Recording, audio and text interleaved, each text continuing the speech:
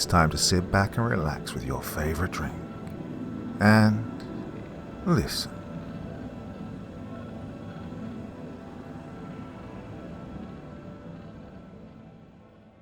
In your nightmares, I will live. This story was inspired by the song Hallowed Be Thy Name by Iron Maiden. The idea for the story is also inspired by Johnny Frank Garrett, who was executed in Huntsville, Texas in 1992. James Anderson III stared down at a stainless steel table smudged with greasy fingerprints from God knows how many doomed inmates before him. Sitting unceremoniously on top of the table was a greyish-white plastic plate filled to its edges with a diner-style breakfast platter.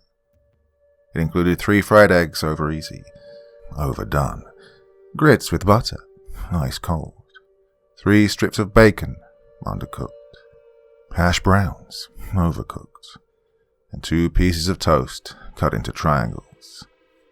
A single pack of butter and a single jelly labeled fruit medley sat on top of the cold toast. James stared at it a while longer. The thought of putting any of it into his mouth and swallowing made his stomach turn thrice over. The last meal. The last practical joke of his life. You'd have to be completely insane to have an appetite at a time like this, he thought. The only reason he chose the plate of grease as his farewell dinner was because it reminded him of happier times with his family. The only happy memories he could recall were the ones of him and his little sister. When they were kids and his mom had a little extra money, she'd take them to the diner at the edge of town. They'd sit at the counter and his sister, Sarah, would get waffles with powdered sugar and syrup. Sometimes the cook would sprinkle chocolate chips on them, and she'd have a grin from ear to ear, arranging the little chocolate morsels into eyes, a mouth, and a nose to make a friendly waffle-faced creature on her plate. James always got the working man special, to seem more like an adult. It came with fried eggs that bled a rich, creamy yolk when poked, crispy bacon, hash browns, and a thick stack of toast with butter and jam.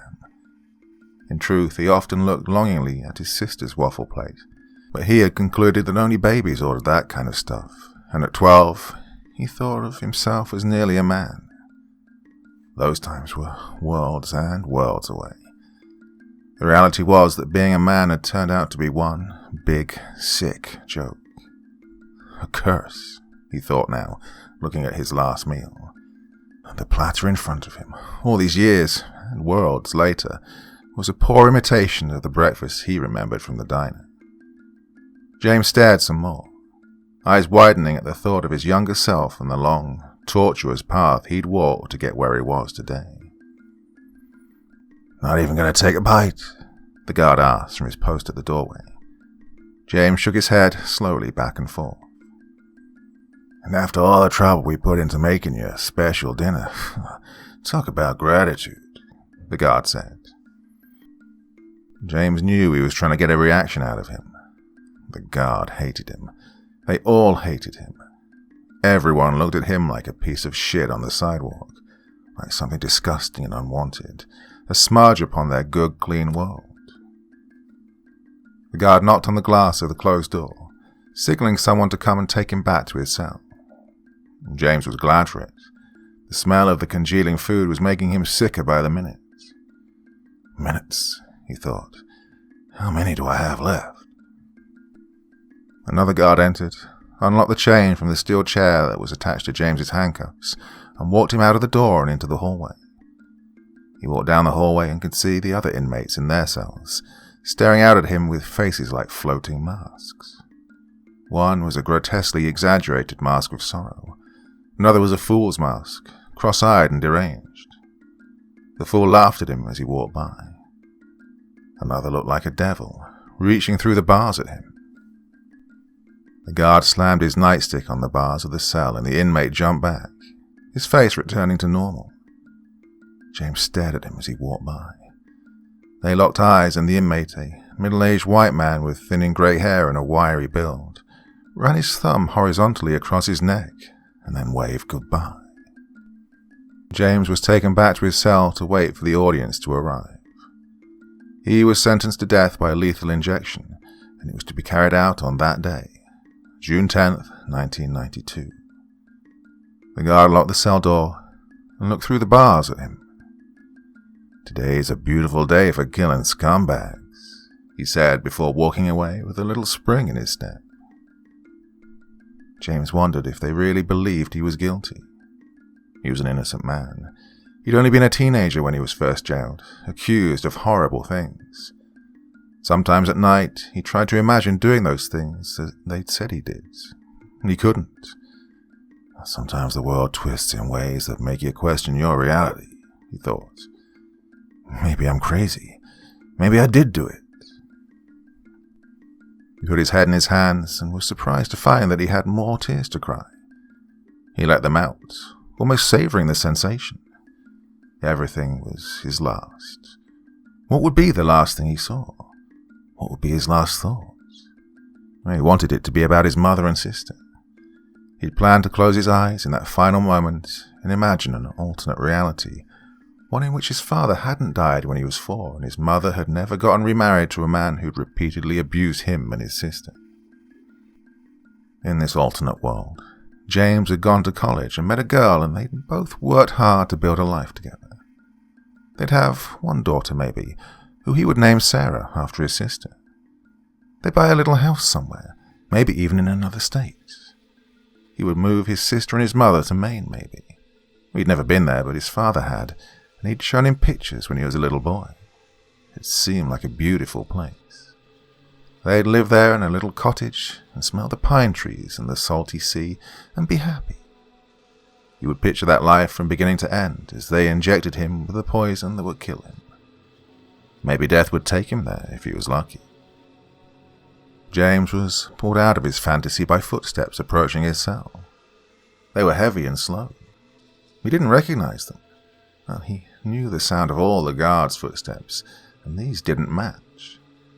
They got louder until a pair of old, worn-out penny loafers stopped in front of his cell. James looked at the shoes and then scanned up to the faded corduroy pants, the pot belly stretching the buttons of a beige button-down shirt, a brown and yellow striped tie, and tweed jackets, and finally up to the round head of the man. His thin lips were mostly hidden by a greying moustache. His nose was round and red with long, dark hairs poking out. His eyes, greenish-brown, shone out at James from behind a pair of wire-rimmed glasses. "Hello, James," the man said, and smiled guiltily at having intruded on his solitude. "My name is Mr. Archon. I just have a wee bit of paperwork here for you to sign before the big event," he said, while rooting through a pile of papers in a folder. He looked at the grim look on James's face and corrected himself. "Well, that is to say your execution, to be frank." "Hey, what do you know? That's my first name. Call me Frank if you like," he said with a self-conscious chuckle. "You a lawyer?" James said, mostly just to say anything. He wasn't expecting to see anyone else before they took him to the execution room. As if in response to his question, the cell door slid open with a metallic clang. Mr. Archon stepped into the room and the door slid closed behind him. James was surprised the guards would use the automatic unlock system for this. He assumed an unarmed civilian to visit his cell, but here he was, stepping into the cell of a supposed murderer without the slightest hesitation. The rest of the cell block was eerily silent. James had gotten used to the continuous sound of shouting, jeering, begging, and quite often praying. He wondered who they thought they were praying to. The guilty had no business asking for mercy, and the innocent had obviously been left to rot by either a pitiless god or the absence of any god at all. James believed the latter was more likely. What kind of god would deal out a fate like this?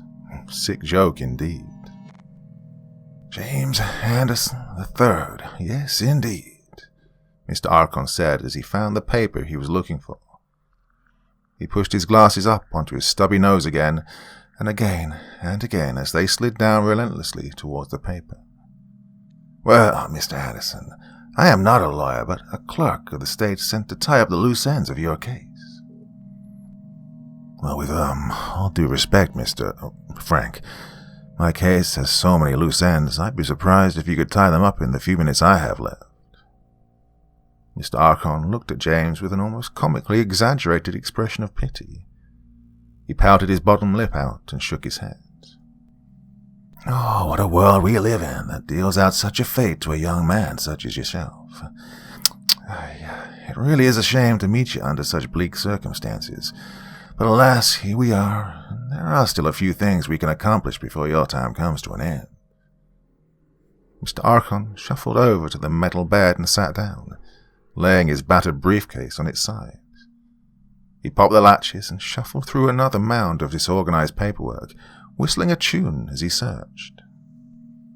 James stood there, staring at the man, feeling that familiar wave of unreality wash over him. This could all be a bad dream, he thought. Mr. Archon's whistling took on a strange tone as the notes lilted up and down in a sad melody that he recognized from somewhere. He closed his eyes and remembered his 13th birthday party. He'd just turned 13 years old. He was sitting in his bedroom, waiting for his mom to get home from work. That summer, she'd taken up a job cleaning houses, and he spent a lot of time alone. At the time, she was also married to her second husband, Tom. Tom was a traveling salesman that was often on the road, which was a-okay with James, as Tom was a bad man. It was the only way his young brain had been able to put into words what kind of a monster Tom was. He told his mum one time that Tom was a bad man, and she hadn't believed him. She said he had to stop reading those pulp comics. "They're turning your brain to mush," she shouted defensively. But it wasn't the comics that had ruined his brain. It was the bad things that a bad man named Tom had been doing. On that day of his 13th birthday, Tom had come home to surprise James with a gift. He came whistling up the walkway, whistling into the house, and whistling up the stairs to James's bedroom door. It was a slow, cascading tune that turned James's blood to ice. "James, the birthday boy," Tom said outside the door with a flourish of little knocks. Tom opened the door and stood there in his shabby tweed jacket and faded corduroys, holding a wrapped gift. James sat frozen on the bed, hoping he'd turn to stone and be unbreakable. He'd hoped for that many times before, and sadly, he'd remained flesh and bone. Tom sat on the bed next to him, smiling like a lunatic. "Go on, open it," he said. "Mom will be home soon. I'll open it when she gets home," James had whispered, never taking his eyes off his shoes. His mind was already separating from his body, taking him to the alternate reality that he'd dreamed of every day since his father had died. "Be a good boy and open it now," Tom said with a sudden biting intensity. He pushed the hair back from James's forehead and stroked his cheek. James's consciousness had blessedly floated up to the ceiling to watch the horror from afar, as it had done during the previous visits Tom made to his room when his mother wasn't around. Here we are, Mr. Anderson," Mr. Archon said gleefully with the paper clutched in his chubby fist. James opened his eyes to find himself back in the cell. "Be a good boy and sign right here for me, please." He held out the crumpled paper in one hand and a pen in the other. James stared at the man in his cell. With dawning horror, he realized that he was looking at an aged version of his stepfather, Tom. He jumped back against the cell door, clutching himself tightly as he had as a child, trying to turn to stone. Now, James, there's no reason to be frightened. It's just a simple form stating that you're a very bad man who's done very bad things. You're dead. I saw it in the paper. You died 15 years ago. You're dead, James whispered, clutching himself tighter. His whole body shook. Mr. Archon's smile widened. His eyes, which had seemed greenish-brown before, looked yellow now. His glasses slid down his sweaty nose again, and those dead, yellow eyes stared nakedly at James's terrified face. They were the eyes of a corpse. I'm not dead, James. You're dead. Dead as a doornail. He cackled and threw back his head with glee at his own cleverness. The thing that called itself Frank Archon stood up, and James watched in sick horror as his bloated, purple belly expanded. The smell of decay filled the cell. James turned and gripped the bars, pressing his face against them to look for a guard. "Help! Help me!" James screamed into a silent hallway. A hand gripped his shoulder, and he screamed again. He turned around and looked into the face of his mother. "James," she sobbed. She stepped back towards the bed and picked up one of the crumpled pieces of paper from Mr. Archon's pile. James looked wildly around the cell. There was no sign of the Mr. Archon Tom creature.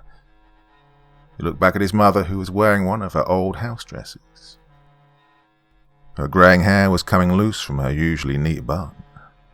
She looked very old and tired. She was looking at the piece of paper with her hand over her mouth, aghast. "Oh, James, how could you?" she said. "Mom, what are you doing in here? What's happening?" he screamed, shaking and crying. "Breaking and entering? Rape? Murder? Why did you do that to that old woman? How could you?" she said, backing away from him, shaking her head. "You know I didn't do any of that. You know that. They framed me," he shouted back at her. "Oh, your sister is so disappointed in you," she said. No, James said, sliding down the bars to the floor. "Oh, I'm a statue made of stone. Nothing can break me," he thought desperately. He cupped his elbows and made himself small, shuddering and gasping for air. "Oh God, someone stop this. Someone help me," he said quietly to no one. "Why won't anyone help me?" he screamed. There was no reply. The silence engulfed him. He felt paralyzed in fear and sorrow, and for a moment he believed he really had turned to stone, a marble monument to his suffering. Here stood a boy who was fed nothing but pain, and in payment he was handed a death sentence for heinous crimes he did not commit. Justice is dead. Life is a sick joke. The end. An eternity passed, and the silence coaxed James out of his paralysis. He opened his eyes. A woman sat on his bed. A stranger. Her presence calmed him. She was young and beautiful.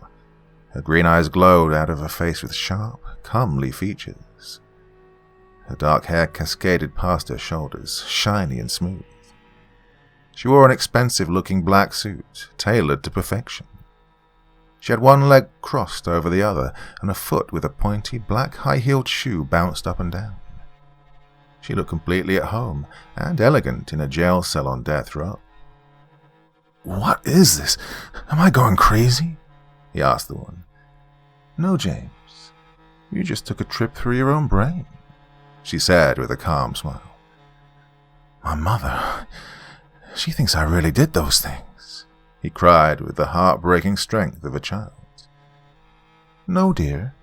She's waiting for you in the audience. She and your sister are heartbroken that you're paying for the sins of someone else. They believe you. I believe you." "I don't understand," he said. His tears dried up at last, and he sat in stunned silence, waiting for something, anything to make this all stop. "Mr. Archon was Tom. He's dead. He was here," he said. "No, I'm Mr. Archon," she said with the patience of a mother talking to her beloved toddler. "You?" "Yes, James, I'm Mr. Archon. I showed you those things. I don't want you to die without realizing the full extent of your misfortune. I want you to feel the injustice that's been done to you. Your life was worth so much more, and these people took it from you. Tom, the lawyers, the guards, all the people sitting out there waiting excitedly for you to die in front of them." I never did those things. They don't know me, he said. I know that, my love, she said as she stood up. She reached down with perfectly manicured nails and took his hands in hers. He suddenly felt a warm, spreading joy that he'd never known before rush through him. She pulled him to his feet and looked down at him. She was at least a foot taller than he was. James, she said as she tilted her head and arched one of her exquisitely dramatic eyebrows. Did you know that when your mother and sister were seated on the family side of the execution room just now, the mob on the other side threw things at them? No, he said.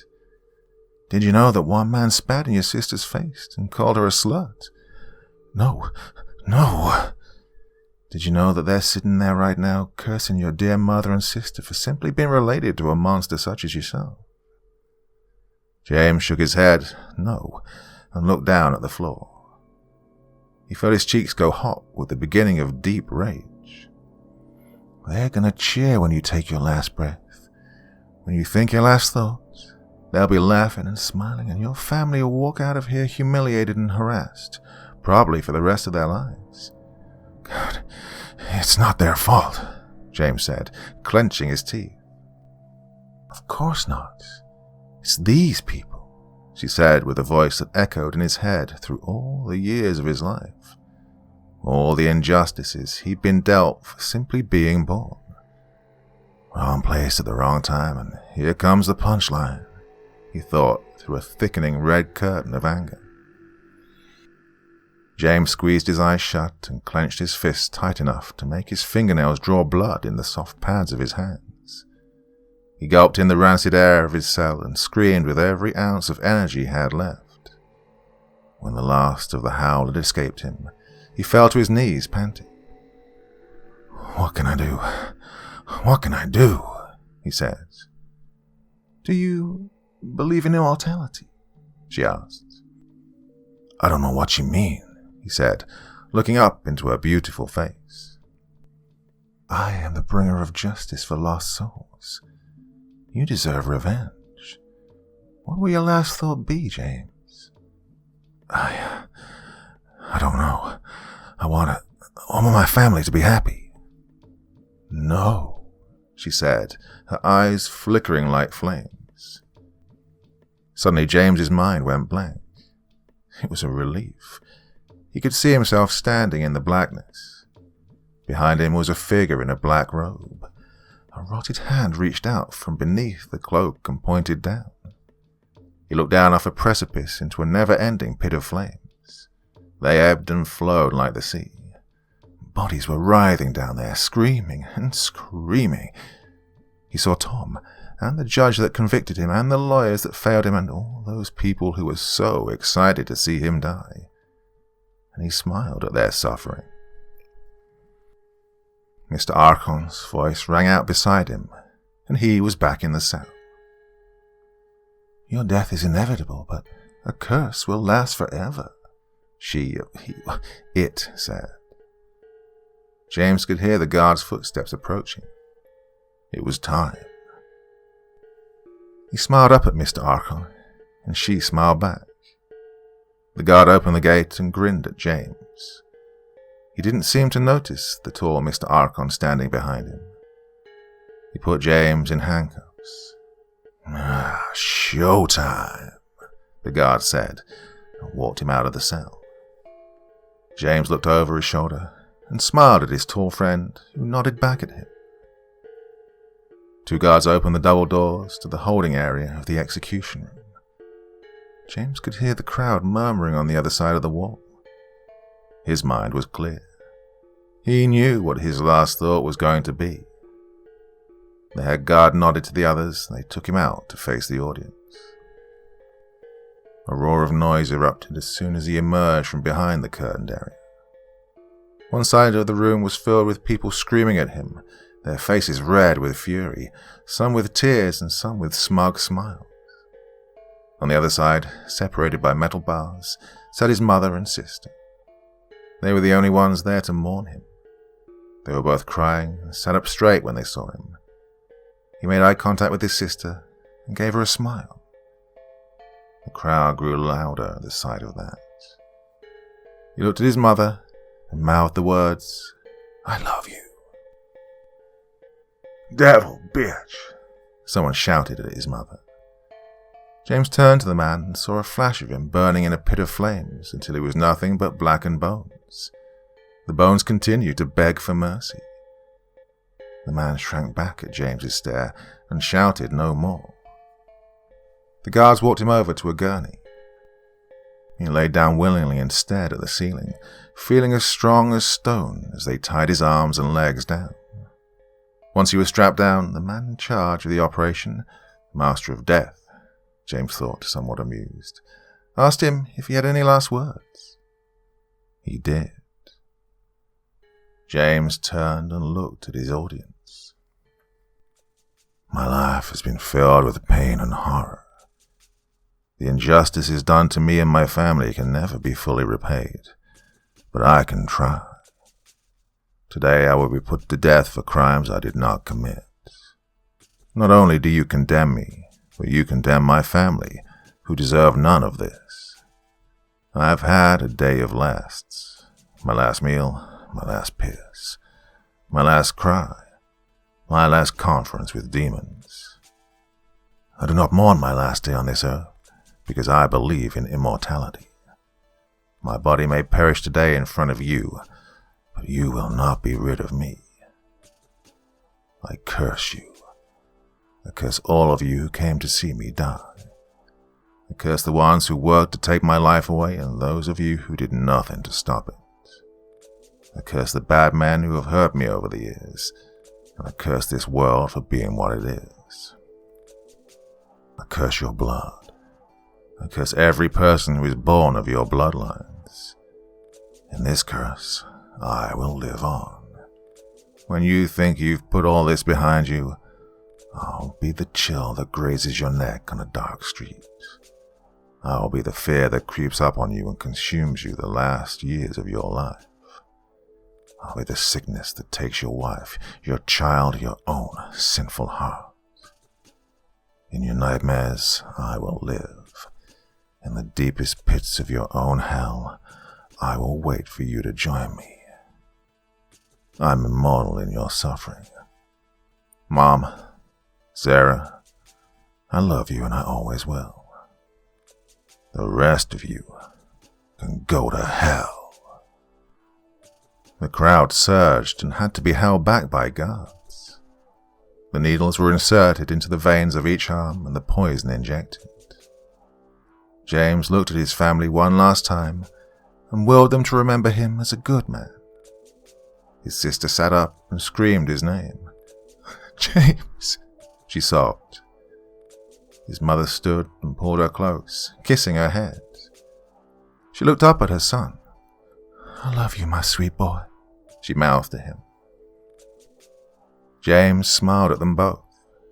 The sound of the crowd was nothing but background noise to him. He turned his head slowly and looked up at the ceiling, feeling the poison rushing through him. There on the ceiling above him was Mr. Arkle.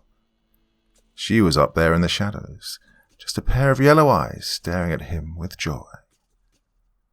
James closed his eyes and died, happy that justice had finally prevailed.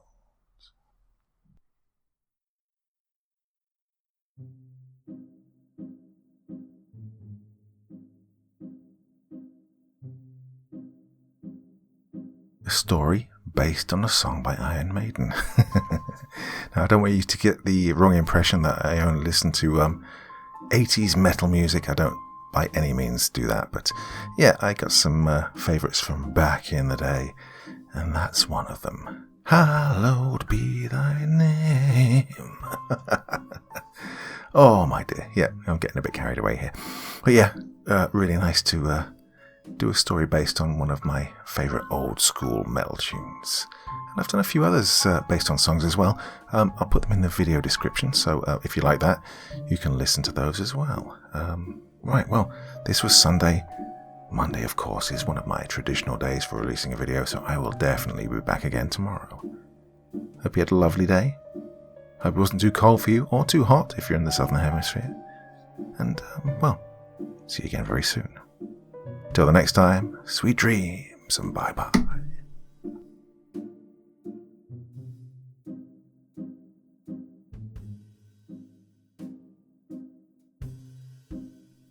Thank you so much for taking the time to listen to this story today. Really means a lot to me and to the author of the story, of course. Well, if you want to know more about me, I'm pretty much everywhere on social media. You can find me on Facebook, Twitter, Instagram. You can download my music on SoundCloud. I've got a Patreon if you feel like. Throw me $1 or $2. Very much appreciated. And of course, on Reddit, I have a place where you can leave stories if you want me to read one that you've written. Well, hoping to see you all again very soon. Till then, sweet dreams, and bye-bye.